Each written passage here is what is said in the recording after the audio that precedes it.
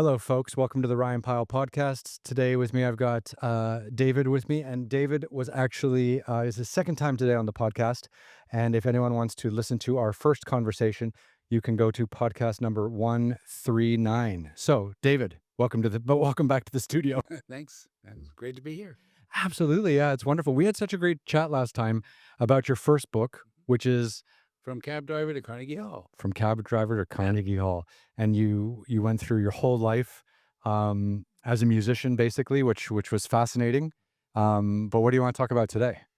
I came across a composer and a writer. His name is George Plimpton, who wrote a series of books, one called The Paper Lion. So he was a geek. He was a brilliant guy, and an author, of course. He acted in a play on Broadway. He dealt cards and was in a show in Las Vegas. He was a third string quarterback in the Detroit Lions. He did a lot of these different things, and he wanted to compare and contrast the how he felt doing these different things. He also played cymbals in the New York Philharmonic. So he was on stage playing a concert. He was on a brain surgery team, and he did little things in the background. But he was interested. They called it, what did they call it? They called it a kind of doesn't matter. You can cut that out. No. But it's a particular kind of writing where he is a participant in many different activities, and he wanted to sort of compare and contrast the different ideas and what it felt like to do these different things under stress, different kinds of stress. And he was an NFL football player. And he was well, not really, but that's why they called him Paper Lion. He was with the Detroit Lions, and he wasn't able to play very well, but they put him in for a few plays just for the fun of it, and so that he would have information in writing a book on doing different things. And what he found was that the profession that he did that had the least margin of error was being a musician. Really? The difference between making it and not making it was being a classical musician. And then I looked further, and I found that there are different studies that compare classical musicians, to astronauts, because there seems to be a similarity in what happens to your nervous system between an astronaut going into outer space and a classical musician going out onto Carnegie Hall stage in front of thousands of people and playing for them in a concert. So it's like the same level of stress and anxiety? It's a similar amount of stress. And then I was thinking, well, I'm going to be talking with you, the world adventurer and traveler, and all of the different fantastic things you've done on your motorcycle and all the different things. And probably some of the things that you have done, of course, all of them that require just such skill and just being precise and being prepared, and all of these things, we also have to do as classical musicians. Yeah, there's no margin for error, right? No margin for error, and you do have this feeling as if you were on a cliff, and just what do they call it, where it's almost like glass, and it's just very, very difficult. When you go out on stage in Carnegie Hall or in Suntory Hall in Tokyo or Musikverein in Vienna, you have these different things that you've done in India and China and all of these different Brazil. And I've done concerts in all of these places, and it's a different kind of feeling all the time, and it's scary, and you have to be prepared, and so all of that is there's some similarities in as far as reaching, as what you do outside and all of the things and what I do inside. There are a lot of similarities. And I also think too, like, for being an adventurer and climbing mountains and stuff like that, and even making film and television production, it does take years and years of training and Absolutely. practice. And I feel like that's a little bit similar to what it takes maybe to be a musician. I don't think you start producing and directing TV at the age of 5 or 6, like maybe you do with the piano or the violin. Well, that's true. What they do it on a very basic level, Yeah. and so just to start with, maybe you do things at home. You putting things together at home to do a family play when you're 5 years old or something, or 6, and then it grows from that. Yeah. Start like itching that, Yeah. that space, Right. that skill level. Right. Yeah. So those are kinds of things that I don't do so much anymore. But I'm working with young people now and encouraging some of them. Some of them are very, very good, and who knows, they might go on to want to do it as a profession. But I'm spending a lot of time and energy nurturing young talent in and around the area where I live in L.A. And what's that been like? I mean, because you're shifting into being a mentor or a teacher. Has that been a rewarding process? It can be. Yeah. Most of the kids are, they take lessons to hit a baseball, throw a curveball, and play the clarinet. So it's a lot of different, so when I can get them um, to practice, because the better they get, just like in anything else, the better they're going to be. Yeah. Has it been an interesting process? Like, how long have you been working with these kids? Are you able to work with them over a multi-year kind of timeline to actually see their progression? Often that's the case. I have a young kid now who's 12, and so I'll be seeing him quite often. He's kind of a unicorn. I call him Uni because he really, for his age, he is far and away the best young clarinetist in California. He's made All-State already and everything, and he also plays the piano, and he's very gifted in math, and which is often the case. But Yeah. I work with these kids not to get them to be professional level, to be as good as they can be, but there's so many highly successful people who have gone on to could be Condoleezza Rice, who was Secretary of Defense, or um, Secretary of State. Secretary of State, Yeah. right? Um, Bill Clinton, Alan Greenspan was a clarinet player at Juilliard. I mean, you can do a lot of different things and go on to, just be highly successful, and then continue playing with people on any level. So Mm. it's great. I think I mentioned this to you during our first conversation a couple, maybe over almost a year ago. Maybe we had our first Yeah. conversation. Was that not learning a musical instrument was one of my greatest regrets when I was growing up, because I kind of grew up in a sports family. My father was a athlete in the Olympics, so sporting achievements were always really important. And I don't know why, but I never stopped and like thought like, hey, should learn how to play the piano or Right. learn how to play the guitar or the clarinet or whatever it might be. It Right. just never clicked with me in any way, shape, or form. And I did remember having some music classes at school, but I just never. It wasn't easy enough for me to continue with it. Whereas with sports, I was a little bit maybe gifted in some way, shape, or form, and that journey was a little bit smoother and easier. So I just kind of leaned into that direction. Right. Yeah. Well, it didn't hurt you any. You're doing great. Yeah, I'm sure you have an appreciation for different kinds of music. I have a great appreciation for it, yeah, and I love like live music. I love all kinds of music. It's been being engaged in music and being a fan of music has been wonderful, because you really do get to see the variety of music, and also living in different parts of the world like I've lived.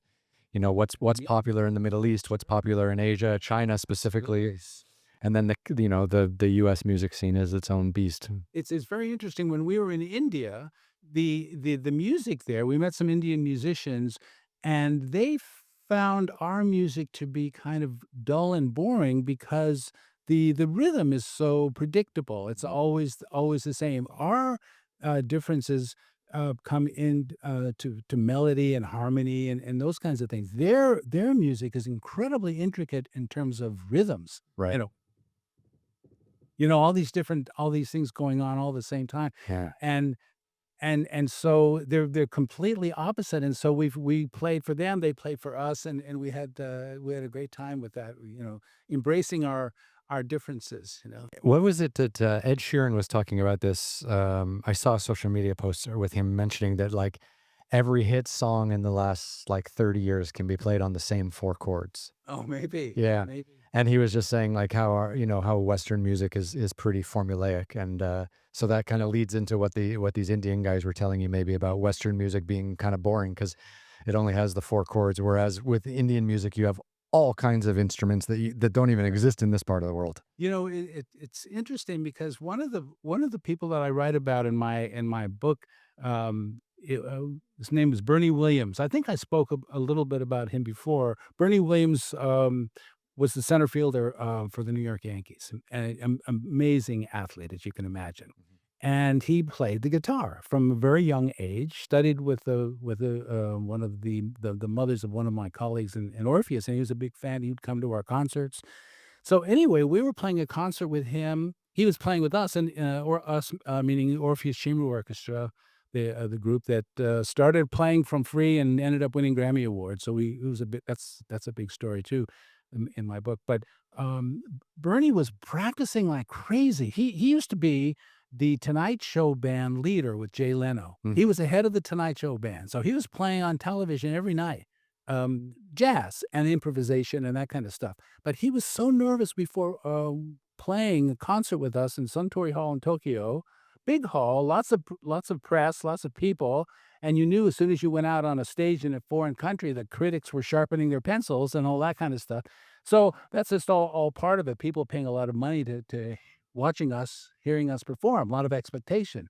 So he was really nervous. I'm thinking, man, you used to play every night on the Tonight Show. What's going on with you? How come you're so nervous? He said, when I was playing on the Tonight Show, I could play anything I wanted. I could improvise if I wanted to play fast. I wanted to play slow. No big deal. All that kind of thing. But now in classical music, the page is the thing. I know what I'm supposed to play, and you all know what I'm supposed to play. There's no wiggle room. And there's no wiggle room. There's no improvisation. You got to do what's on the page. And so he got very nervous about that. And so he did great, but he was almost, like this. I'm thinking, calm down, you'll be all right. And he was the head of the Tonight Show band. That's wild. I never thought of it like that, like not being able to kind of, yeah, you are really like there's no improvisation. What's on the page is the rule, right? Right. Yeah. So that was an interesting story. Yeah. So what have you been up to since the last time I saw you? Well, actually, making the my book into an audiobook, and so I was doing that, and so that was a whole different experience. Did you do any of those? I know you've written 5, 6, 7 books, right? Yeah, I've got a few books. I did books for each of my motorcycle journeys, China, India, and Brazil, and then I also did one called Sacred Mountains where I trekked all around the mountains in Tibet. And I did audiobooks for all those. So but I did them just here in the studio because I got my own space. Oh, I see. Yeah, and I got all the equipment, so I Just do it anytime you want when I didn't think about the voice. Yeah. The voice, I didn't think about it. And so on my way to doing it with my recording engineer Maurice, who lives in Silver Lake. So it's quite a drive. So I was by myself. So what do? I call my sister and talking all the way. And he said, "No, you can't do that because you're wasting your voice." Right. And sure enough, after a couple of hours, my voice would kind of go, and then we had to stop. So I ended up having to make so many trips to Silver Lake to get this thing done. But no, it's pretty good, and it's getting a lot of good response. So It takes a lot longer than people think to make an Yeah. audiobook, doesn't it? months Yeah. took me months, and when you have your own space, then maybe of course it's much different. But Yeah. yeah, It's not easy. no, No. it's not easy, but it's fun. That's what playing music is like. Mhm.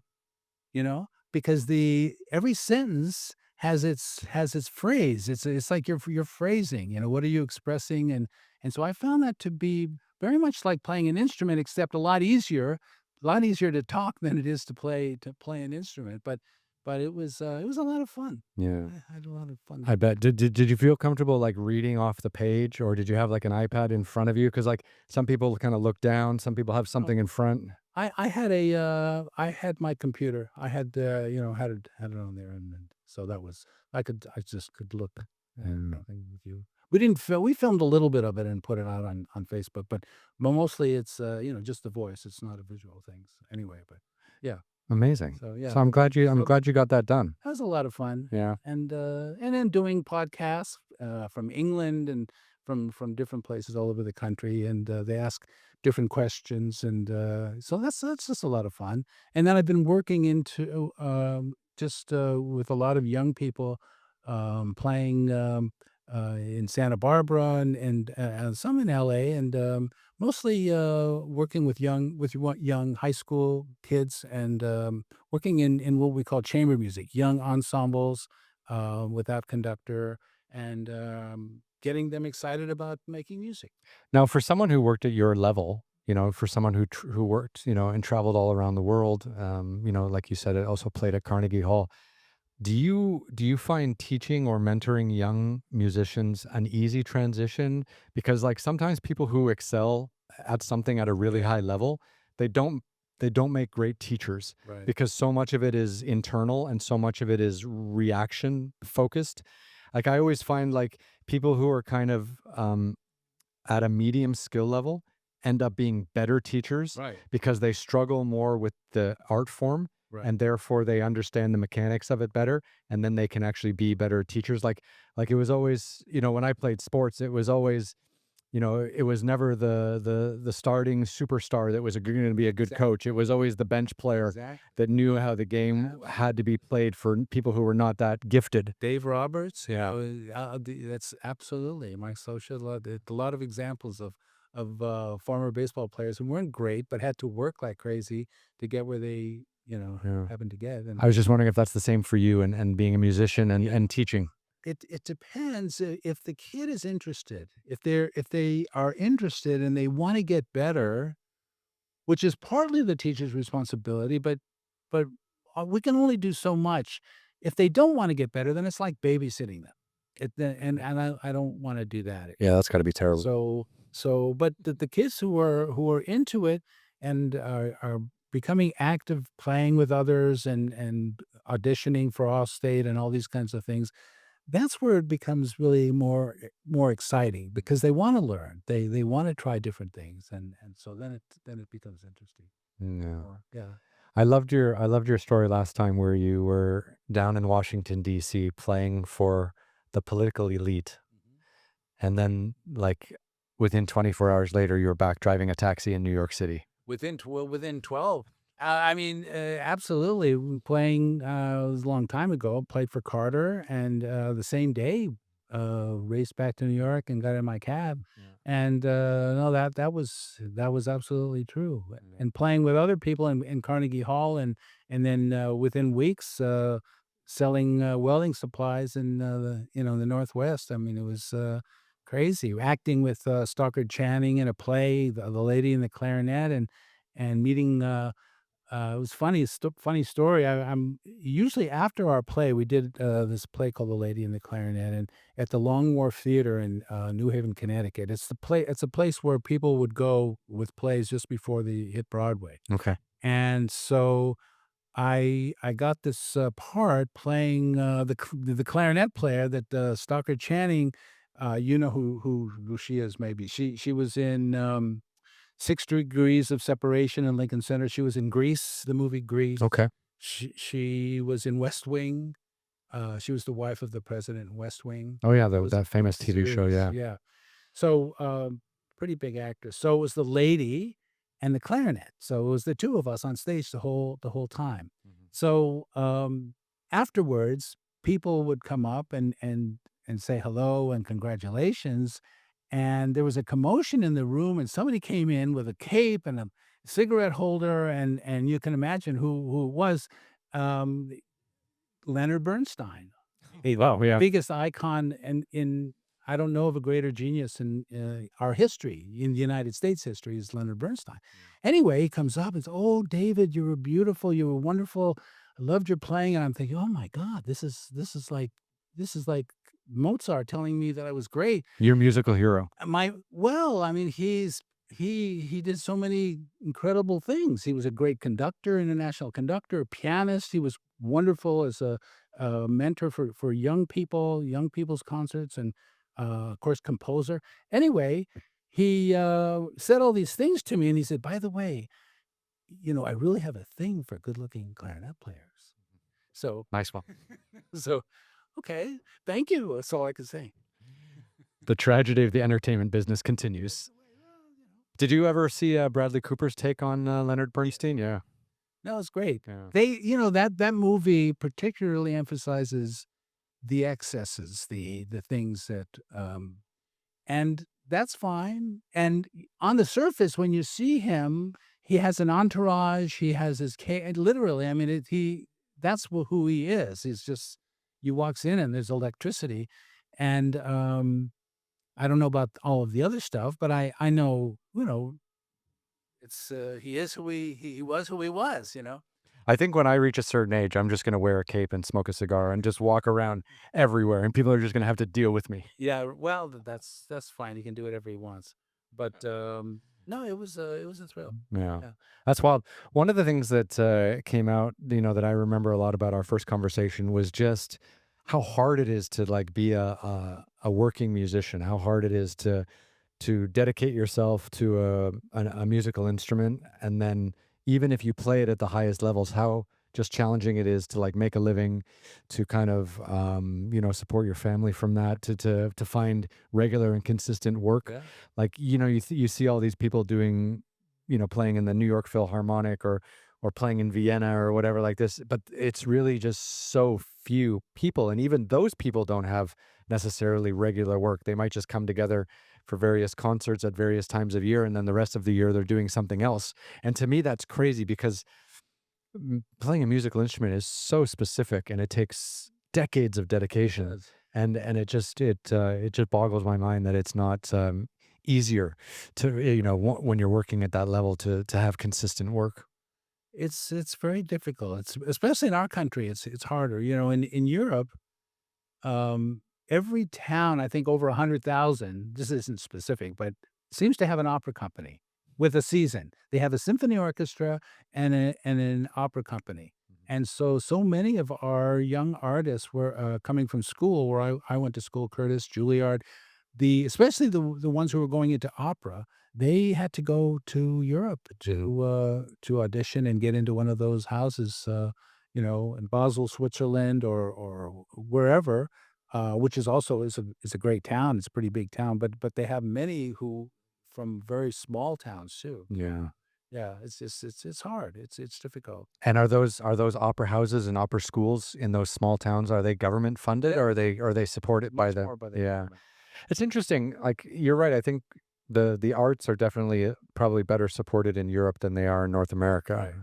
Right. That's just Yeah. the way it's been. That's why the idea that Orpheus, literally coming from nothing, ended up with with they had about 10, 12. Still today, more than 50 years later, they're thriving. They play concerts all over the world and make recordings. The Orpheus Chamber Orchestra, the group that I used to play. That's right. Thank you for reminding me. Yeah. Yeah.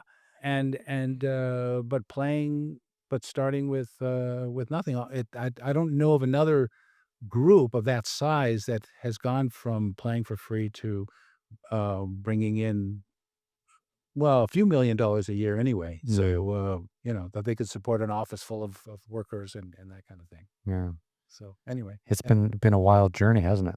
It's been a wild journey. It's not over yet. Now, a couple of years ago, I was in a play, another play called Indecent at the UCSB, University of California, Santa Barbara, and that was out of the blue. I was called to do this play as they needed a clarinetist, klezmer clarinetist from 1920s Warsaw. And, they got me all dressed up in the garb, and I, read about the part and all of this, and so it was, interesting. So life has all kinds of, unexpected, things that can happen. Not like you might be on a trek going to scale, Mount McKinley or a Mount, whatever it is in India or something, Yeah. right?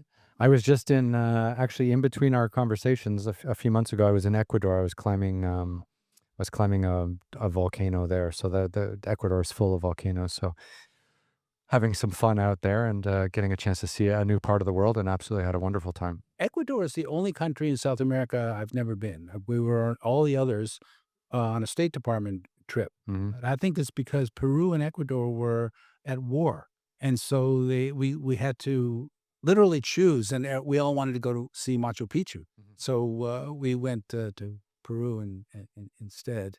It's Hmm. interesting. Another thing about the similarities about what we do, it sounds funny to say, musicians, it's very hard to find a classical musician who's ever, um, been a race car driver or been a mountain climber or been any kind of an adventure kind of person. And part of it, I think, is because when we go out to play, I don't know exactly how you feel when you do something really dangerous, but there's a rush, Oh yeah, that you get, right? absolutely. Yeah. And so when you're out there and of course you've all the preparation and everything has to be just right. And when you're out there playing, it's it's just it's time just there's no significance of time. There's no significance of who I am or what I'm doing or what happened in my personal life before, Mhm. or what's going to happen late. It's just nothing exists except the wonderful world that we're all trying to create with this music. And I can imagine maybe when you're climbing some place or you're in your motorcycle on your 9,999th mile, Mhm. um, and you have this feeling of accomplishment of what you've done. It must be a great feeling, and that's the kind of feeling we have too. I think the kind of feeling that you're referring to is just that the beauty of being singularly focused. That's right. Yeah, Yeah. and just you know, it's not even really about danger. It's just about putting everything into that one moment. And you know, for you, you know, when you play on stage, you've got an audience, and that kind of feeds you and gets the adrenaline going and the endorphins going. But for me, you know, there's no people really around, so it's just you and nature, and that also feeds you in a totally similar way. I think where you get the endorphins and all that excitement that comes through, and then you just yeah, you have to just perform. Do you feel afraid ever? There's been situations where it's been a little hairy, yeah. Like, you know, Mother Nature can come in and hit you with like an electrical storm or a hailstorm at the wrong time, and or you know, yeah. There's lots of potential danger, all kind of connected to Mother Nature. Like I didn't in my career doing this kind of adventure stuff. I never climbed Taipei 101 without a rope, right? That's what Alex Honnold just did on his Netflix show just a couple weeks ago. So that's like that's a level of danger that is beyond me. But you know, climbing mountains or walking across deserts, you know, we always have people around. There's always a guide, and there's always some people who have done the trip before. You know, I'm not a big fan of just going out on my own and like winging it. I like to have the camaraderie of other people, and I like to be part of like you know, a small team. You know, whether even my me and my brother, or even just myself and a guide.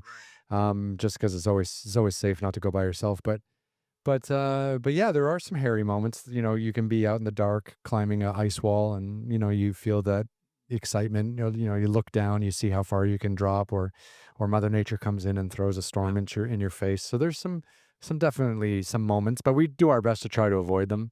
Well, sure. Yeah. But I mean, I'm remembering nights before a big performance and thinking, especially 2, 3, 4 o'clock in the morning, oh my God, what am I doing? Mm, What's going to happen? Is it going to go well? And you know, and then you go out there and, all this anticipation, what's gonna happen? Well, let's see, we're kind of winging it, and it's to me, it's a little bit of that danger of not knowing really how is it gonna go. The first time Orpheus played in Carnegie Hall, the newness of our group was that we had 20, 25, 30 musicians and no conductor.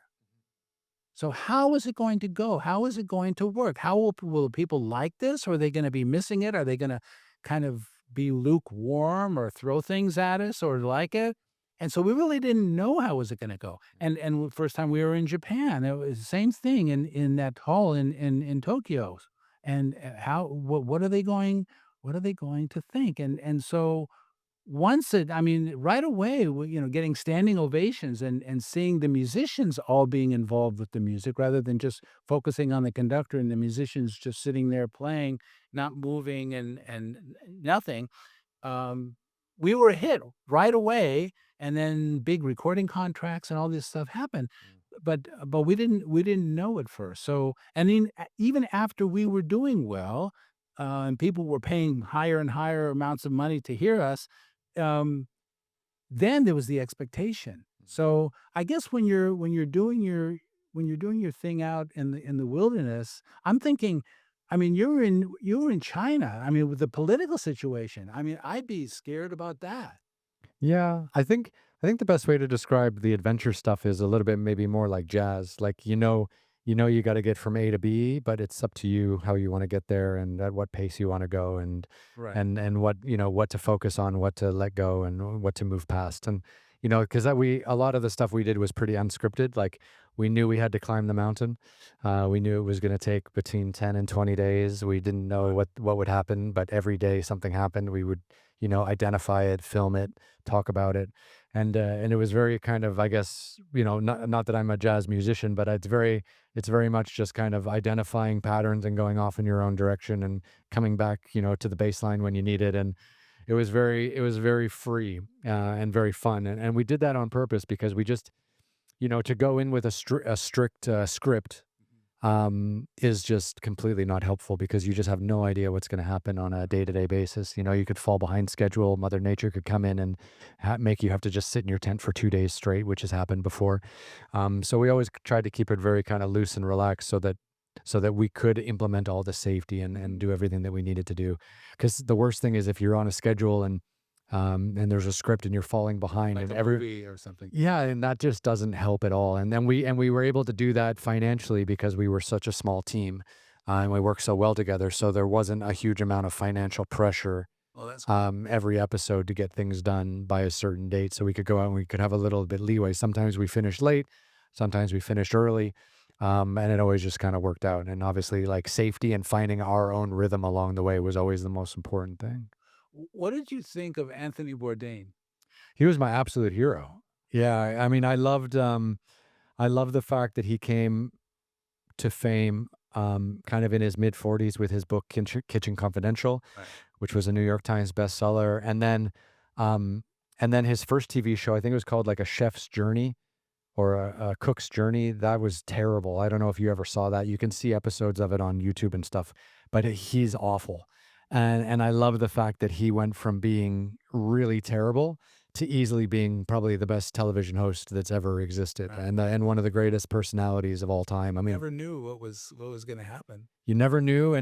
But he talked about his abuses and drug Right. abuse and Right. alcohol abuse and divorces. And he was a broken man traveling the world looking for solace and good conversation. And I think that we all, yeah, and food. And if you've ever and so and but if you've ever gone through something traumatic in your Yeah. life and you start traveling the world, that's kind of what you think about when you do Yeah. when you do that. It's about like finding good conversations, Yeah. breaking bread with people, Right. understanding different ways of life and different culture. And he was that vessel. And I've said this on the podcast a bunch for people who listen regularly. Like, I absolutely think that an entire genre died when he passed away in 2016, because there has been no one to take up that mantle. Yeah. They've Who tried different people, but yeah, it just doesn't work. Well, the problem is now is everyone wants to overproduce.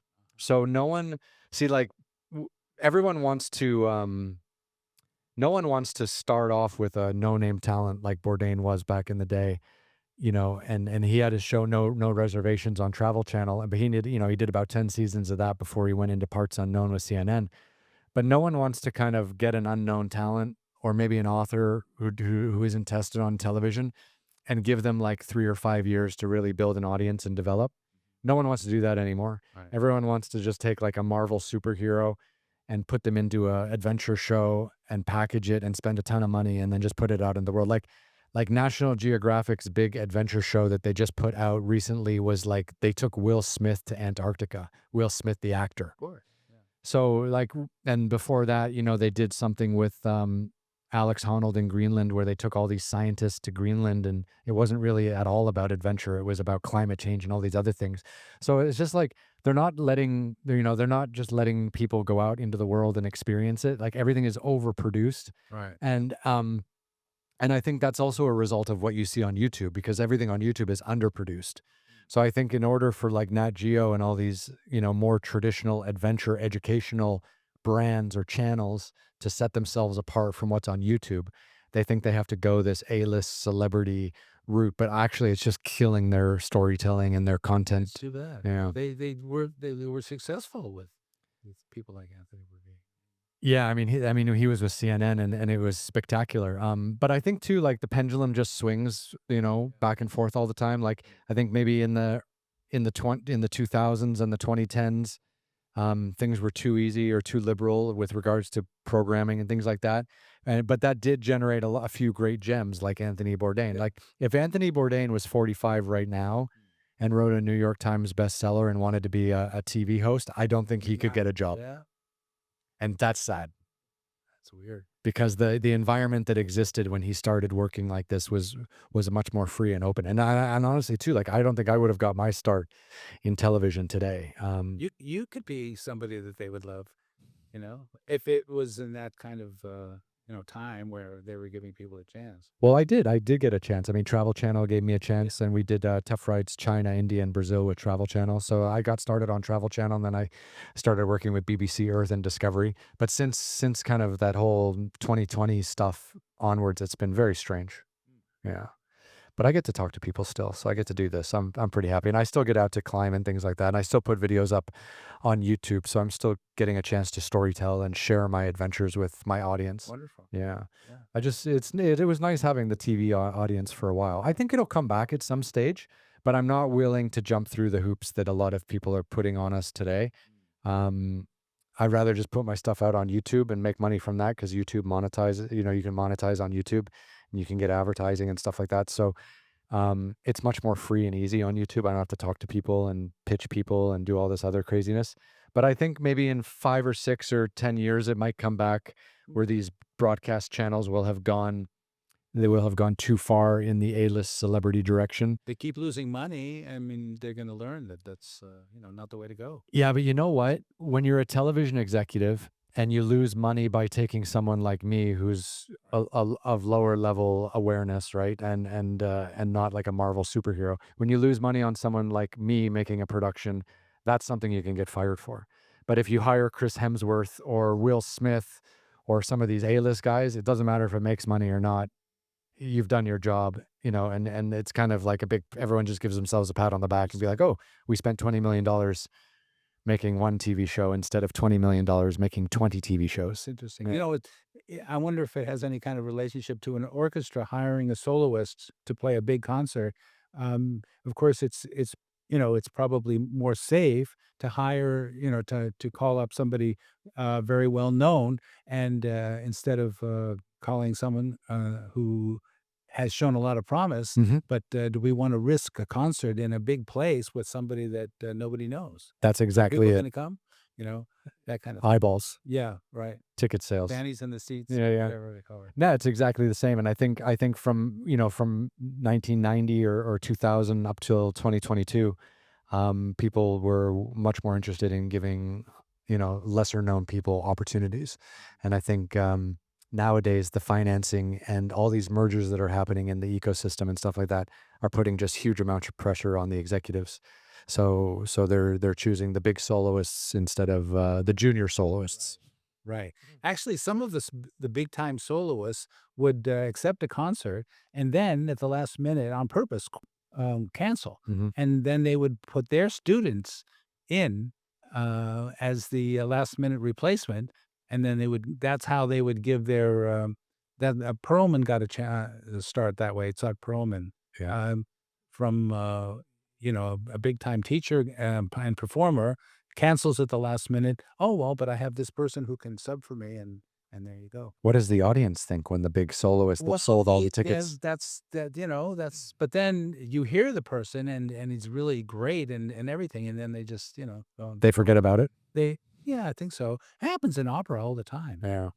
People cancel, they have a sore throat, whatever. Somebody comes in and, can be amazing. Yeah, the understudies can really shine some nights. Yeah, it can be exciting that way. Yeah. Yeah. I remember a few plays I went to where the understudy came in and did a cracking performance. I don't recall the names or the actors, but definitely seen a lot of plays in my day. Oh, yeah. Growing up in Canada? Yeah, growing up in Canada or spending lots of time in New York, like I spent a lot of time in New York off and on because when I was a journalist, I would kind of, when I started off like as a photographer traveling around in China. And I worked for like the New York Times, Time, Newsweek, Forbes, and Fortune, and everything like that. And this was back, in the early 2000s. And I used to come to New York like for 2 weeks every year and like meet all the photo editors. Back in the day when we had like portfolio books before everything was online. And yeah, I used to come and I'd go to like 2 or 3 Broadway plays, and I'd really like soak up Oh, sure. everything that New York had to offer before I had to go back to Shanghai and get back to work. Did you know a photographer in New York, a fashion photographer named Christian Steiner? Did you ever hear the name? The name is familiar, but not someone I knew or worked with ever, no. He used to take pictures. I have some pictures that he took of me and my the group and all that. So he it was interesting working with him. Yeah. Yeah. Anyway, just wondered. No, It's a those small world, though. music photography is pretty special, actually. I remember I did the Shanghai Philharmonic. I photographed them for a New York Times story because they were gonna do a show somewhere. I can't remember the story, but I went in and did some photography of them rehearsing, and I had a ball. They were having such a good time. Oh yeah. Yeah. Oh, that can be fun. Yeah. Yeah, he did a lot of Elizabeth Taylor and a lot of actors and that kind of stuff. Well, those would have been amazing. Yeah. Mm. Yeah. The golden age of Hollywood. Yeah. I'm glad I'm not in New York now. Oh, the snow? Polar weather? Unbelievable. Yeah. Yeah. I remember though the days being there, living in Montclair, New Jersey. We could see New York City from my office. I could see New York City, and but driving in and then coming back, and when the black ice and all this kind of stuff was like felt like living at the front, living at in a war. Just having to drive all the back and forth, and it was tough. Anyway. One thing I wanted to ask you is, there might be some young people listening to this podcast, and if you, with all the experience that you've built up over your life and all the places you've played and all the places you've taught and everything like that, if you were 10 years old today and you loved music and you wanted to specialize in a musical instrument, what would you suggest to that 10-year-old and like about how to pursue a career in music? In performance, Yeah, in performance. first of all, I'd try to talk them out. I'd do whatever I could. Although, you know what? If I had to do over again, I don't know. Even knowing what I know now as a 10-year-old, I'd probably do it again. The most important thing is to be around great musicians, be around them, be able to hear them. I mean, when I was 12 years old, I got to sit in the Vienna Philharmonic during opera season. I was because I was studying with the principal clarinetist. The Vienna Philharmonic is one of the great orchestras. I sat in the pit of the Vienna Staatsoper, and I was surrounded by great musicians. I heard the greatest singers. I saw the greatest set designers. Uh, and it was just magic. And even as a 12-year-old, I was much more interested in baseball than anything, and I didn't even care. I was very ambivalent about classical music, but somehow sitting there and being around all this great music, it just got to me, Mm. and there's something just clicked. So that's very important. You've gotta be it has to become relevant in your life. So you wanna be around that. I mean, how do you become, like a playwright, or is it you have to be around, others who are doing it and see plays and that kind of thing. What made you wanna be outside and do all of these incredible things? I think I think what happened to me was I think for the first like 22 years of my life, a lot of ideas and passions and hobbies and desires that I had were suppressed because of my sporting career. So I played basketball and rugby at quite a high level and played basketball at the university level. And of course, there's just no time. Like you're practicing every day for hours a day. Like you're training like 30 hours a week or something like that. It's ridiculous.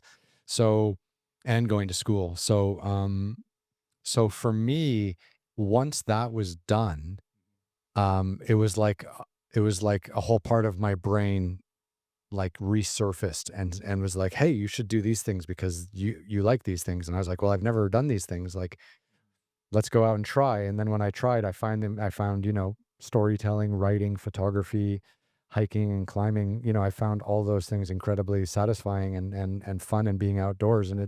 And it was only really like once I properly retired from my sporting career that I was able to identify those hobbies and interests.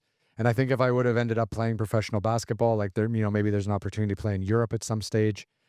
Some of my teammates went to play in Europe. That probably would have just been delayed.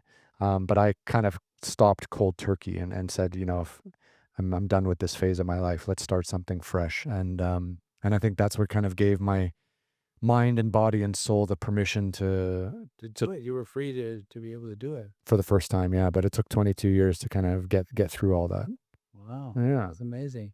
I don't think I would have ever I don't even know how I started writing my book. I mean, the last English class that I had taken was, in high school. So how crazy is it to think about writing a book? But just in meeting friends and talking with, we talk about life experiences, and I talk about driving a cab in New York and being afraid of being exposed because the night before I had performed there, and just doing different things, playing for the president and driving the cab, or the different things that I did in my life. People said, should write a book.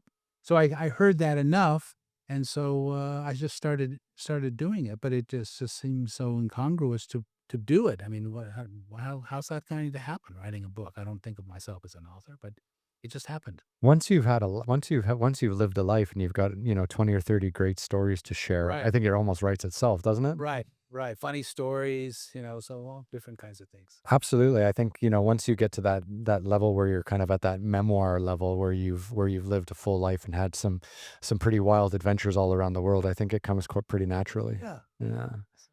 I've got I've got a few more books in me, I think, at some stage. If people keep, I don't know how many people actually read books, but I've got a lot more to share.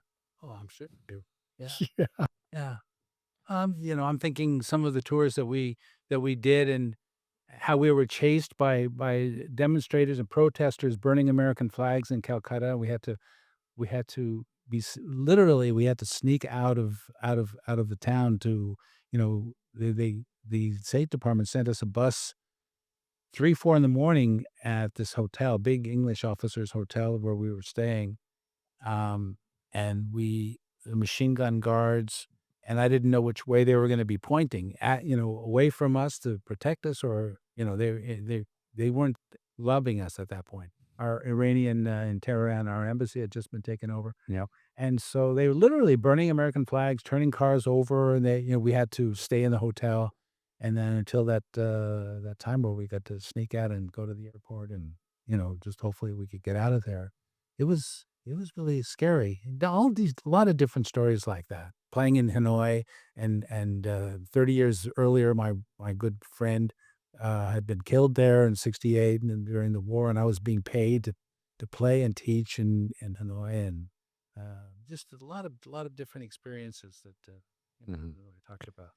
I think what makes your journey so interesting, and what made me enjoy our first conversation together so much, is that you used music to really see the world. Oh yeah, And I feel like a strong kinship and connection with that, because I kind of use television to get out and explore the absolutely. world. And it's amazing what you can do actually when you take like your hobby that you love Right. and then just be like, okay, this is how I'm gonna travel. Right. You And know? it's, I'm just so grateful that, people paid for it. I get, so it's great to do what you love. Although it wasn't always like that. I had to do other things as well and just kept believing and doing small steps to make it possible. Mm, yeah, you just got to keep the hustle alive. Yeah. Yeah. Right. But it's so much fun, isn't it? Just traveling and exploring the world. Yeah. Yeah. I think too, like, I think, if we were born billionaires and we had to travel around the world, that experience would be very unfulfilling. But I feel like, kind of bootstrapping it, having difficulty finding funding, you know, really trying hard to make it work. I felt like that experience was much more exciting and much more fulfilling than just having it all given to you. Absolutely. Yeah. No, I have that experience. My uncle, who I was very close to, passed away recently. He started very humble. He was able to put his money together and buy a liquor store, a very small liquor store, and ultimately by putting his just all of his energy and his wife's energy into the store. Then they had a couple of stores. They ended up with the largest liquor deli a distributorship in Southern California. Mm. And so, but he and I, we were close because he recognized in me that I didn't have a safety net. to fall back on. And so it wasn't when my emphasis was to go towards music. I There wasn't a question. I was going to do that, or I was going to do something else to make a living. I just put everything I had into it and didn't give up. So it worked out for me. But so I don't think you can achieve really high status of being a musician if you have a safety net. That's just my personal opinion. Like I feel like if you're gonna go for it in the arts, I feel like if you have a safety net, you're always gonna have one foot in your safety net, and you're never gonna go 2 feet out and just put yourself out there. Because I think the only way to really succeed is to really put yourself out there and take risks, and that is scary. it can be very scary. Yeah, and it doesn't always work out. But I also feel like without that commitment level, it's not gonna happen. Right. Especially now, like there's 8 billion people in the world. Like, do you know how many people are playing the clarinet or filming themselves climbing or trekking or Dancing, the ballet dancer, or whatever. People in Hollywood and, City of Dreamers, said the LA, New York, and everywhere else. I mean, we all have a dream. yeah, We all have a story. it is. It's wild, isn't it? Yeah. Yeah. Do you think you'll ever write another book? That's a good question. I think my wife would divorce me for sure. Still not a no though. Short stories, maybe. Yeah. Short stories might be a little easier to come by. You Mm. find these experiences. We had a situation. My wife, we live in a community called Leisure Village, Seizure Village, so people call it. But anyway, it's a nice place.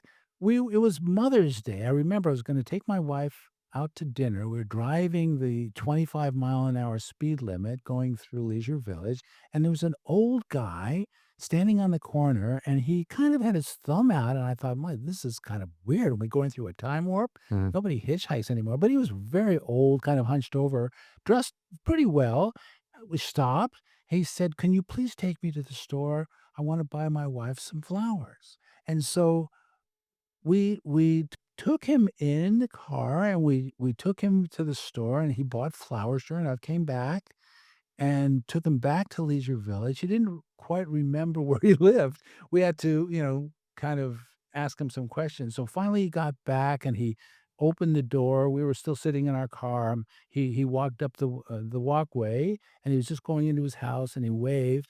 And I was just so curious as to who he was, because he was talking all the time he was with us about being an architect, that he was an artist, and his paintings were hung all over the world, and he gave us his name, and I didn't at the time. So we looked, and he was like in Zurich and Berlin and Paris and all this stuff. And this old guy, and that's a short story right there, Absolutely, yeah. And So it just lets us all know that age is age is the big the one thing you can't hide from, right? No Right. matter how successful you are. Right. That's true. Yeah. Well, that's nice though. He got his wife some flowers on Mother's Day. Right. Yeah. Yeah, no, it's pretty like do you miss living in New York? Do you prefer it out here on the West Coast? I mean, obviously the weather's better out here, but do you miss is the musical scene different? I think if my family happened to be in New York, in and around New York, I would never have left. But but the energy is it's addictive, and it's at the same time, sometimes you want to get away from it. But so I miss some things about it. I miss the restaurants. I miss the European, restaurants. The great Hungarian food, Italian. Here we have good Asian food. I know. But I miss that, and yeah, of having friends all over the world coming through, playing in Carnegie Hall, going to their concerts, and playing and stuff. But I'm glad that everything has worked out just fine. I'm happy that to live here. I'm from here. Yeah. I was just curious what the musical scene is like here because I don't get out that much. Like I podcast a lot. I get people coming to me, which is wonderful. Yeah. I'm grateful that people want to come and chat with me and I get to learn so much about the world. But You I don't live in the center. You live in the center of culture in L.A. I hope so. The Wallace, the Annenberg Center is great, and it's the great artists go there. Yeah. So Yeah, I'm hoping there'll be some good shows I can hopefully catch before the summer hits and yeah, things slow down a bit, probably. that's right. That's what happens in the summer. I'm just glad we got through a January without part of the city burning up. Yeah, How crazy was the Palisades? it's just the worst. And I'm not from here, and I haven't been around that much. But to go through that last year was a little bit intense. So I'm really happy. Like the first couple months of 2026 has been boring. Oh, that's good. Boring is good. Do you ever want to go home? I will never go back to Canada. I just don't feel like there's much there for me, and I'm not a huge fan of the way the country's set up. For people like me who have kind of left the country, kind of done well, and then to go back is a little bit difficult. So I think if I end up setting roots again somewhere, I'll probably do it somewhere in Europe. But I think for me, it's been interesting because like I really was settled in China for 18 years, and I love that. And then COVID really disrupted everything, and I was kind of living already in Dubai before COVID hit because I was traveling so much. And then when COVID hit, I just kind of stayed in Dubai because it was open while the rest of the world was kind of closed and struggling.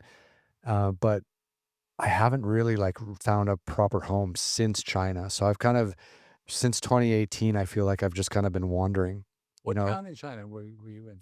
so I grew up in Toronto, Canada. So I went to the University of Toronto, and then from there I moved to Shanghai, and that's where I lived for 18 years. It's Yeah, a booming city. yeah, it was. It was a lot of fun, but it was also like it was also I felt like I was there during a really exciting time, from 2001 to 2018, 2019, and then I felt like the mood really shifted, especially so Xi Jinping took over as the president of China, and then Towards Westerners, you mean? sorry, Towards Westerners, it wasn't as friendly. it wasn't as friendly and it wasn't as easy to do business, and you could see like the doctrine of Xi Jinping was very kind of Maoist, and it was more political than economic, and he made himself emperor for life and stuff like that. So you started to see, in my eyes at least, the country becoming less focused on economic growth and economic development and more focused on consolidating political power. And that also came with making visas harder to get, making business harder having it more difficult to open up bank accounts. Like take your pick, like harder to buy property. Like it was just harder to exist.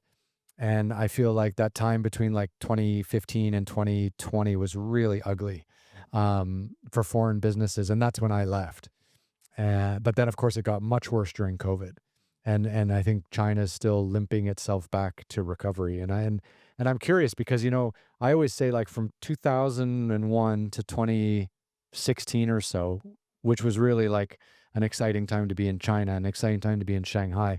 I would say that's maybe the most raw form of capitalism in any country we've ever witnessed on Earth, coming in a country that has a communist government system. But it was so free and it was so wild and it was so much fun to live there. And I don't know if it'll ever kind of be like that again. I don't think I could go back to live there, but I think I've learned a lot of lessons from my time there, and I'm interested in taking those to other parts of the world. Wow, Yeah. great. Did you ever spend much time in China? No, just Hong Kong. Yeah. Yeah, I went to Hong Kong a few times. Yeah. Yeah. They've got a nice opera house. Oh, they're beautiful. It's All a right. beautiful city. Yeah, right there on the water, right? They love music. They love the arts. Yeah. Yeah, it's great. Yeah. I don't know though. I miss the mountains. I know California, Los Angeles has mountains and stuff like that, but I miss the Alps and the snow and stuff like that. I think I also miss a little bit of Four Seasons. Oh, Yeah, a little bit. So not now. You have to live in New York. Well, I have a friend lives in Vermont, and it's not for everyone. no. I mean, spring, summer is great, fall, and then it's you're you're in your house, and that's it. Yeah, I think the way to do it for me, I think, is I don't mind winter, but I've always thought that if I am gonna live in a place and call it home, if I'm gonna live someplace in the wintertime, it has to be at altitude, because I feel like, um, below 5 or 6,000 feet in the wintertime, you just get fog and darkness. But if you can actually be up 6, 7, 8, 9,000 feet, or higher, you can get into a situation where you're getting, 250, 300 days of sunlight a year, even in the winter. And that's, those are places where people go skiing and stuff like that. And those are places that maybe, yeah, maybe I can call home someday, a place where you still get lots of beautiful sunlight, but Mhm. you've got a few different seasons coming at you. That might be nice. Yeah. Yeah. I lived in Seattle for a while, and, it's a beautiful city, but it seems to, in the winter, gray a lot, overcast, but anyway, it's just great to be in different places, It is, yeah, and Southern California is definitely, pretty spectacular. Yeah. yeah. So where do you see, your musical career taking you in the next 5 years, say? It's hard to say. It's really I think what I'm doing more is just working with others, working with young people, nurturing them, seeing how I can help organizations thrive. I do benefits. I'll play with an orchestra and for nothing, and just make appearances and again just work with young people and try to get them excited about music. And it also helps parents like that because it gets the kids involved with people who are also young people who are also striving for something. Mhm. And it relates. They're striving to play better, but then they're often the best students, and they're the kids who are after knowledge and that kind of fun, rather than other kinds of kids who are unfortunately don't have the attention or any of the resources to help them. Mhm. I like to. I worked for an organization for with dealing with kids, working with kids who were at risk and that kind of thing was also something that I do and have done. And I like young people. Mm. We have 2 dogs and 4 cats, and so my wife is very active in the community as a volunteer with the local animal shelter and that kind of thing. I find that instead of it used to be, I mean, it was nothing to fly from L.A. to New York or going to Paris or going to Vienna. And now, I mean, so many years later, my circle is, just is more home. Yeah. It's more being at home and just nurturing, my relationship with my wife, hopefully, and friends and family and sisters in Portland. And, we start to take trips together and just sort of be at home. That my book starts with me, growing up in this uh, in L.A. and then venturing out and then having disappointments and overcoming them and having very exciting times. And I did that for a long time. And then I things I got older and now I've come back home to the same area where I grew up, and I'm doing the things with family that I was never able to do before, and having time to do what I wanna do Mhm. with, like playing or writing a book, or if I feel like writing another book, I can do that, but trying to give back, trying to be a positive influence on the community, that kind of thing. I'm curious if any of the kids that you teach are on social media and performing on social media, because, like, this is the era where, people can become quite well known on social media. Like, don't forget, like, probably the greatest musical export that the Canadians have put out into the world in the last 20 years was Justin Bieber, and he got famous, singing and stuff like that on Right. YouTube because his Sure. mom was filming him. And I'm just curious, like, if any of the kids that you teach and that play musical instruments and are interested in being in a philharmonic someday or something like that, if they're embracing social media as a way to perform. I'm sure some of them are. I have a few who went gung ho for a performance career, but a lot of my students are CEOs of Fortune 500 companies, or partners in law firms, and others too. Teachers, a lot of teachers, Yeah. a lot of music teachers, and kind of enriching their communities wherever they happen to be.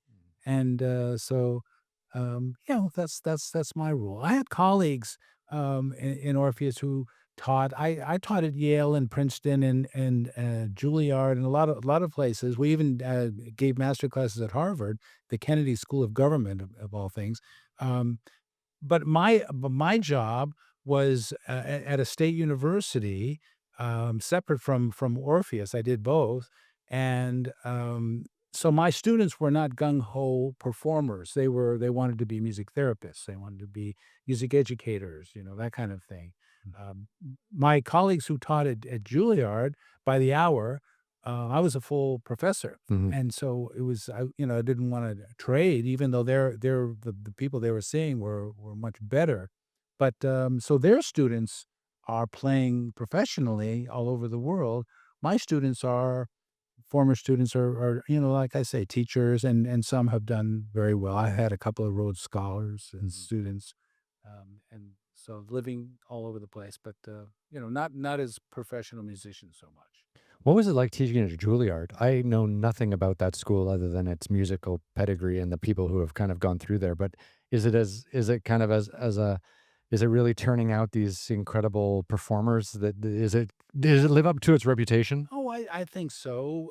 Actually, Curtis when I was, I guess it was in 1967 when I started at Curtis.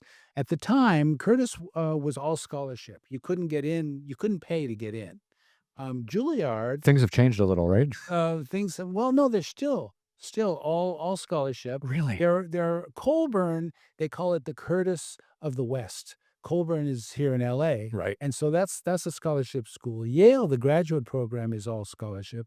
Juilliard, when I was going to school, obviously you had to play well, but you could pay to get in. Mhm.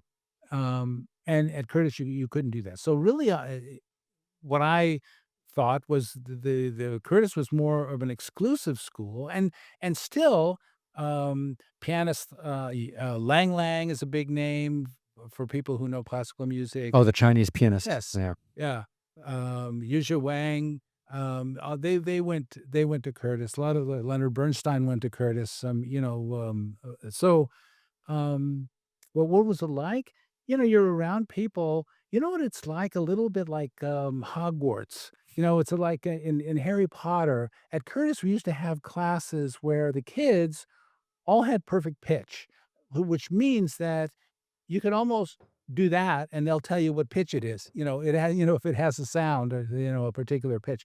And, of course, you could bang your fists on the piano, and they could tell you all the notes that you're hitting and write them down and all that kind of a class full of kids all had perfect I didn't have perfect pitch, so you'd have these geniuses all in a class, and then you'd have the rest of us, who were pretty good doing other things. Um, Very exciting. People walk fast. They're going someplace or doing stuff, and it's everything is every minute is seems like there's something going on, and I just imagine it to be such a pressure cooker because, like, you can imagine living and working and training and studying right, in Midtown yeah, Manhattan right. in the center of the universe, It's great. 1 mile away from Carnegie Hall. So this is what I'm talking about. If you want to be a professional performer in anything, but at least music, I'll speak about music. I know about music. You want to be around where it's all happening, and that you can't do better than that. That's really amazing. That's the spot. So yeah, Philadelphia was good. I mean, obviously a Philadelphia orchestra, but New York is really in our country the center of the universe in terms of the arts. Right. Yeah, so that was very exciting. Do you think like, again, advice for young people, like if there's young people listening to this podcast, like would you suggest that if you really wanted to be a professional musician who does performances, Yeah.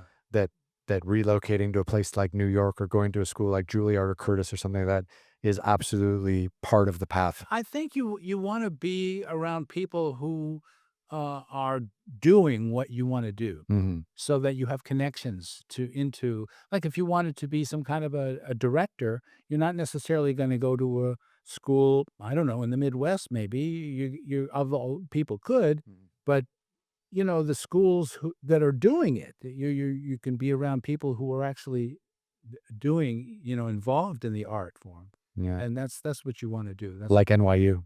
Well, that's my daughter went to NYU, And so that, yeah, absolutely. NYU is a great school. One thing that's happening in film and television these days that I don't think's happening in music, and you can correct me if I'm wrong, but I feel like especially filmmaking these days is really being like democratized because the camera quality is getting so good and the camera and all the equipment are becoming so cheap that actually people are making really great films at a really low cost, and they're bypassing traditional film schools and the traditional path of being a producer or a director where you work for a production company and you start off as an intern, or you work for one of the big agencies in town and you start off as an intern or in the mailroom and you work your way up.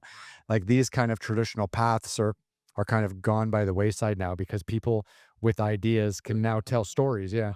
And I'm just curious, like, if that hierarchy or that path still has like that regimented those regimented steps in music, or whether it's easier to kind of go a different way and be and come into a professional career.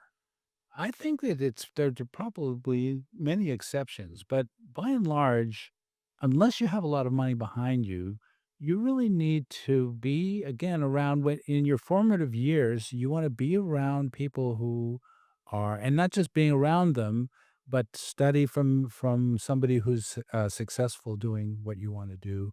Yeah. Again, when I was 12, sitting next to the principal clarinetist, and I wouldn't have gotten there unless my dad had called him and got me that connection, and then I played for him, and so that's what you wanna do. I would imagine, I mean, you did it in a way, I mean, you're all the things that you're doing, but you're from Toronto, right? I am, yeah. Yeah, so that's not exactly, the middle of the desert. I mean, No. did you have formative things that you started, but you said you squelched it all. So, yeah. Well, you're in a way an exception, right? So I think the path forward now in entertainment is almost you have to be an exception. Like you kind of have to go off in your own direction and right. make something or try something new. I don't think there's, I mean, don't forget, like we're what 30 years ago, if you wanted to be a great actor, you had to go to Juilliard, and now no one goes to. I mean, Right. Robin Williams went to Juilliard, right? Like, but nowadays, like if you want to be an actor, like apart from Broadway and stuff like that, like if you just want to be like a Hollywood actor, you would never go to Juilliard. Right. You would come out here and you would Right. or you and you would make small movies with your friends, and Right. eventually one of those friends would probably become a director someday, and then they would hire you back when they have money, and then they would help propel you into stardom, and like that kind of network is how you get ahead in LA, right? Like you make stuff with your friends, and then eventually someone hits, and then you raise up together, and then you all get to start making money, right? Like nothing happens in a as a singular vessel. But I wonder in England, for instance, the Shakespearean actors and that, they you have to have schooling behind you. It's Oh, that's different though. it's a very different kind of thing. Well, being a classical anything, Mm. a classical musician, it's and actually being a jazz musician, you have to hear, although you can hear it on YouTube, you can hear all kinds of things, but you need to know who to listen to. Yeah. Somebody's got to be able to tell you, you want to listen to different things. You want to listen maybe to Coltrane or Miles Davis or whoever, whatever instrument that you're playing, but you still need to be able to play well. I still think that it's helpful to grow up in an environment where, LA, New York, Toronto, it helps you to be unique when you see what else is going on, Yeah.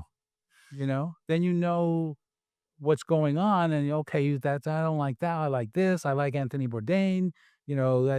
That kind of thing you can really get excited about because you're exposed to it.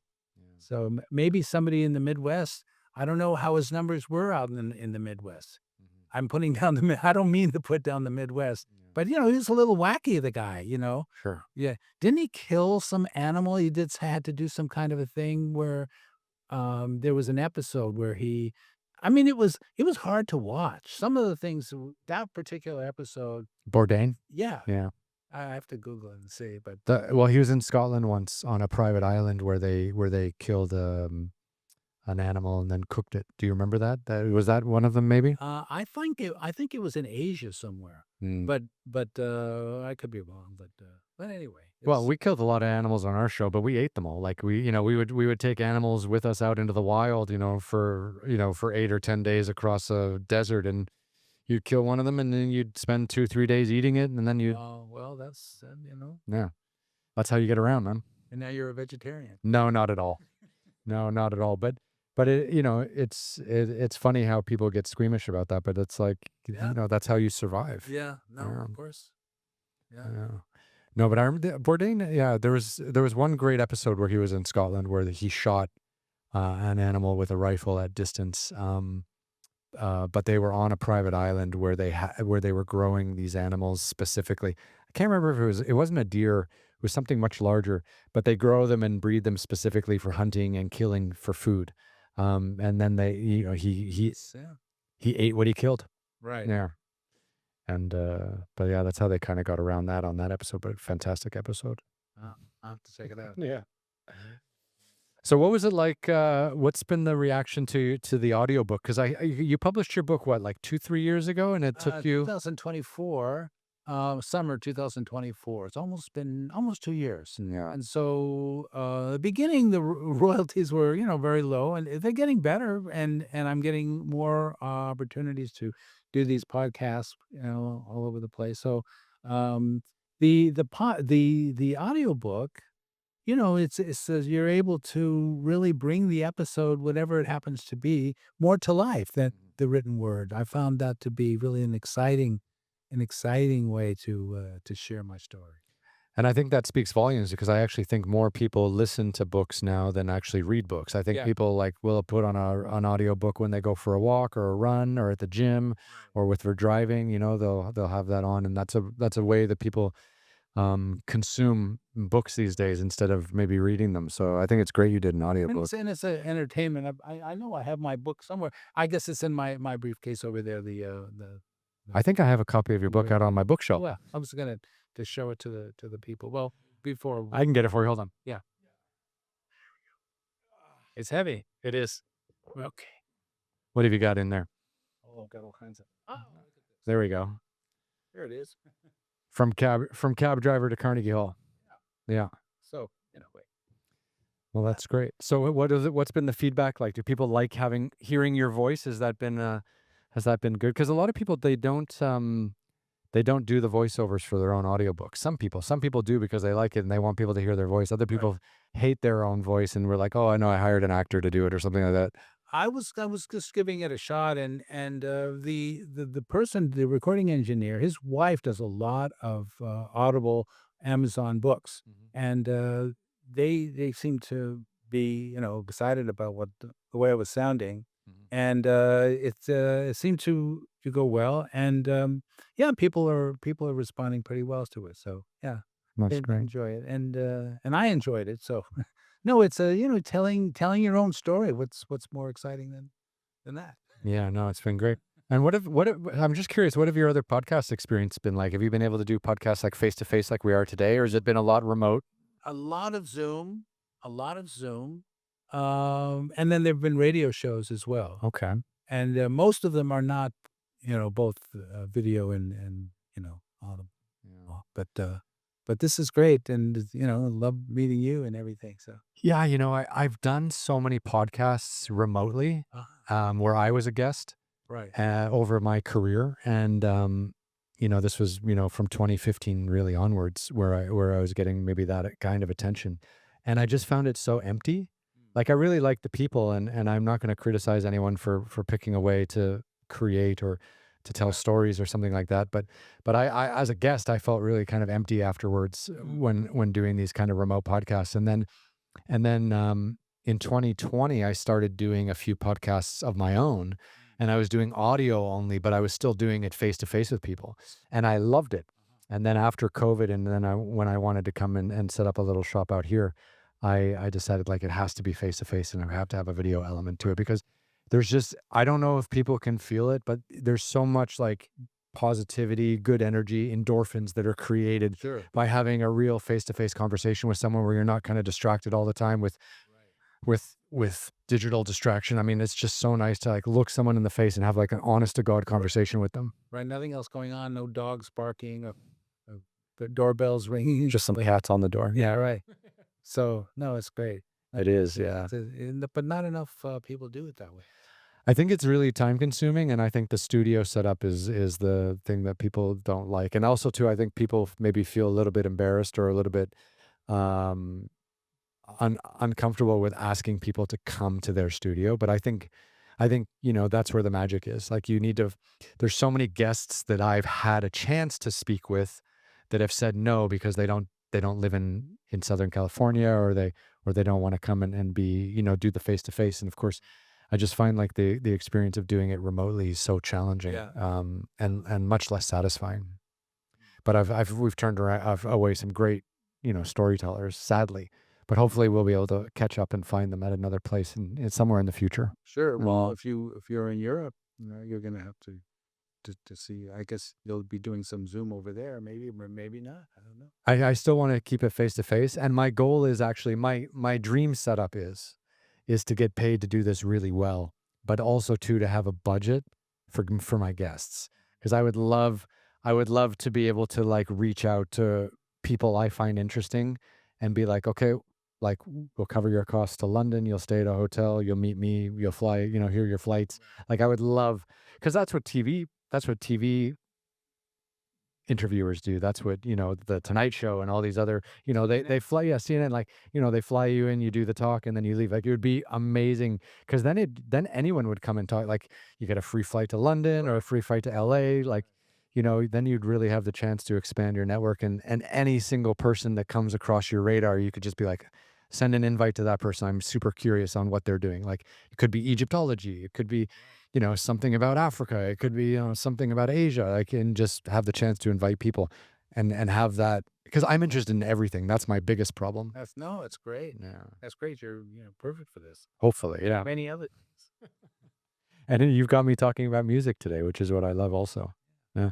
So what do you got on this notebook? Like, what have you got here? It was just it compared the comparisons to musicians and astronauts actually, Yeah. and it was discipline and training, cognitive abilities, performance under pressure, very small margin for error, just different things that I was gonna bring out. And Yeah. All similarities. yeah, Yeah. You mentioned something earlier, and we just kind of passed over it really quickly, but I wanted to bring it back. You said that a lot of performance musicians end up being quite good at mathematics or have a history in mathematics. Did you say that earlier? Or did I just imagine that? no, well, they all along when they were developing as artists, they're also interested in the sciences. I mean, in I played concerts in Oak Ridge, Tennessee, and Alamogordo, New Mexico, think tanks where scientists are. And invariably, after a concert, you go to somebody's house for a reception, and you go to hang up your coat, and there's a cello and violin in the closet. And they all, so many of them play. Albert Einstein played the violin, and so many, and they say a lot of astronauts actually play musical instruments, and so it's just kind of it's just one of those things. What part of that brain is tickling the science bone and the music bone at the same time? Like that's because actually I was terrible at math and science, and I was really good at reading and writing and storytelling in that way. And I kind of drifted into political science and political theory and writing and stuff like that. But I never had that science or math capability, and also too, music has passed me by a little bit. And I'm just wondering if there's a connection there. I don't know. I don't know. I think I don't know how strong I am in science. Math, I'm okay in, but I don't know. I'm just going by. It just seemed meeting you and knowing that we're going to be talking. It just seemed, and I've heard many doctors play musical instruments.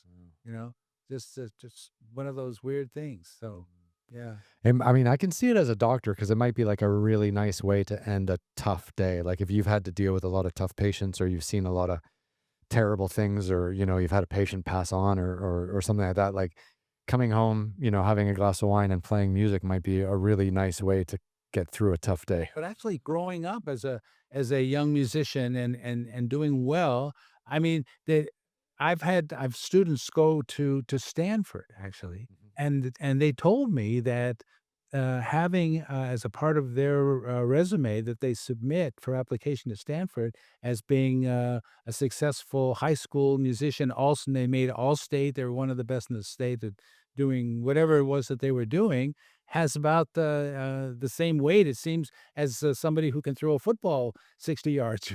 Yeah. They like the student that can do other things, especially music. Yeah.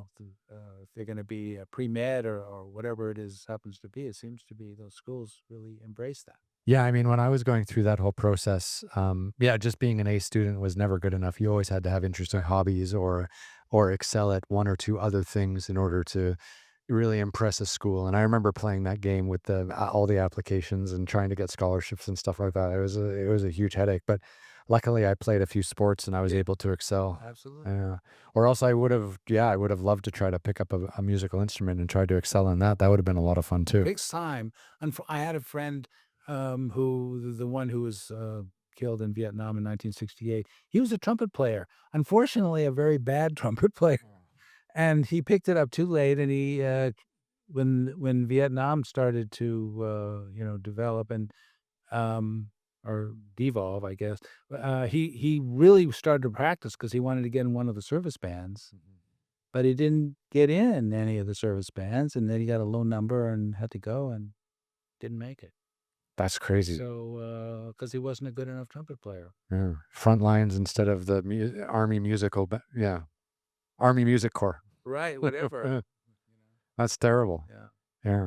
Oh, uh, I know yeah, it's funny how music takes you around the world. I mean, it's even, I mean, because there's been a lot of, I mean, every single, actually, I just read somewhere recently that the U.S. Army is the world's largest employer of musicians. Well, they have a lot of bands, actually. They do, yeah. When it's across all disciplines in the Navy, the Air Force, the Army, the Marines, yeah. That I don't know where that came to me. Oh, that's interesting. Yeah, and there you go. Yeah, it beats all of the small European cities and everything like that. Yeah. Well, wherever you can get work, you go. I think it would be a lot of fun. Like if you could promise me that I'd never have to go into battle, which I would find terrifying. I'm not a fighter in any way, shape, or form. But if I could just be insanely fit and insanely disciplined, and also get to play a musical instrument in front of audiences all around the world, sign me up. That'd be like that. Right. That'd be pretty fun as long as there's no danger of actually going into combat. Right. Well, if you're in the band, they're not going to take you. That's the point, right? Yeah. Right. Yeah. I always wanted to. I thought going through basic wouldn't be so bad as long as I didn't have to go any place past not very patriotic, but Yeah. Well, there's a thing out here where people pay, like Fortune 500 executives and CEOs and all these entrepreneurs and stuff like that. They pay to go through Navy SEAL training down in San Diego. So they'll do like 7 to 10 days, and like no one makes it till the end. Like that, but there's all these like super fit ultra marathon running CEOs, whatever, and they want to test themselves, Survivor. I mean, Yeah. it's like and it just breaks them. well, they're into that. They're into that, pushing yourself to your limits, right? Not into that anymore. Yeah. No, it's interesting. Well, I mean, do you, you know, where do you see the book writing process for you now moving forward? Like you mentioned, might be tough on the family if you wanted to get stuck into another book, but I also feel like you have so much knowledge about how the industry works, and you also have a lot of you also have a lot of knowledge about pitfalls and ways to avoid things. Like I think maybe beyond just, I mean, maybe you have another book about stories and another book about short stories, but like maybe just an honest to God book about like the challenges of making a living as a musician might be a really interesting read. And it might be something that a lot of parents would want to read before getting their kids involved in music and music performance at a high level. Because I don't think a lot of people understand it. And also too with sports, like I almost see them as parallels, because you start playing sports at a young age and you dedicate a huge amount of time to it, similar to music, and the odds of you becoming a professional are almost none. And even if you are a professional, the odds of becoming a wealthy professional, where you're set for the rest of your life, Right. is almost none. The chance, like I was a basketball player, in Canada in the '90s, and the chances of me going into the professional leagues were almost zero. Nowadays, there's a path forward, and there's way more Canadians in the NCAA, and a lot more Canadians in the NBA. We even had one of our countrymen was even the MVP of the whole league last year. So that's great. But I see it as a lot the same like music. Like you practice for your whole life, and the odds of you, getting to play for a Philharmonic or Right. getting a chance to represent your country overseas or something is so small. And you had the chance to do all this. But I mean, you're in such a great position to like maybe write a book about just the amount of pitfalls that can happen along the way and what to avoid. And I think almost like a how-to guide might be really interesting, because I know there's a lot of parents out there that just have no idea what to do with a musically gifted child. Right. Well, I think in my experience, the parents are pushing their kids to play an instrument for other reasons, and they don't especially want them to be professional musicians, but they think that they believe, and I think that they're right, that the path goes through working with other young motivated students, young people, and then as you get older, you can continue working with very motivated people, and then whatever else that they're interested in, they can go. They're already created good habits, work study habits, being able to manage your time well with your studies, with your practicing, and all that kind of stuff. Mm. So it sets you up really well. I suppose there are parents who, like stage parents, that they want their kids to be great performers, but I haven't really met them too much. They want their kids to be involved with other highly motivated kids, and you find them in music. Yeah. Often the best students in the school are in the band or the orchestra for some reason. I don't know why. Well, I think All these that's future astronauts, doctors, whatever. absolutely, yeah. No, I think there's something to that, right? Because obviously you have to be super disciplined to excel in music, and then Yeah. also to excel in academics. So there's some Right. connection there. And to be, to go out and climb mountains and produce and direct and all that kind of stuff too. Yeah, I don't actually. One of the guys I worked with was a great guitar player back in the day. But we were not a musically gifted group, but we had a lot of fun. That's all that matters. Yeah. So is there anything that we haven't talked about today that you wanted to Can't talk think, about, or? I can't think of anything. No. And it's just always great to catch up with you and to talk, and yeah, it's a lot of fun. It is, yeah. And I'm super glad you wrote your book, and I'm super glad we had the chance. And again, if anyone's out there listening, go to podcast 139. That's where Dave and we went through your whole book and a lot of the stories and how you kind of came into this space. And I feel like that was kind of the bedrock for this conversation. Yeah, the stories really are. There are some glorious victories playing all over the world and that kind of stuff, but there are also things, disappointments, and how I work through them to your climbs of mountains and motorcycles going through the deserts and stuff. There are very challenging times and that you have to go through, and that's the way it was driving a cab and selling welding rod and playing in Carnegie Hall. So, that's I just wanted people to know that, to not to give up on their dreams and just to do their thing. And to learn how hard it is to chase your dreams. Yeah, it's Yeah. hard and it's very rewarding, and I wouldn't have had it any other way, and I'd do it again. Yeah. Yeah. That's a great message. Yeah. Well, look, Dave, thanks so much for coming Oh, by. thank you for having And yeah, so if anyone wants to check this out and they didn't see the last podcast, from cab driver to Carnegie Hall, David Singer, everyone. Yeah, Oh, wonderful. yeah. Thank you so much for coming back on the podcast. That's great. Yeah. Thank you. Let me know anytime we cross paths, just let me know. We'll come back. I really enjoy these like relaxed second conversations or third conversation, because like I feel like the first time we meet, I really have to like get to know you. Right. So like, where are you from? Right. How'd you get into music? Right. Like, what were your parents doing? And it's like an investigation to figure out like who's sitting in front of me. Right. But these second conversations where you already know someone, it's just so much more relaxed. So fun. Yeah. Yeah. Oh, that's great. Yeah. It's great to get to know you too. Absolutely. Well, thank you, David. Yeah. Come back anytime. Okay. All right. Thanks, everyone. Take care. Bye bye.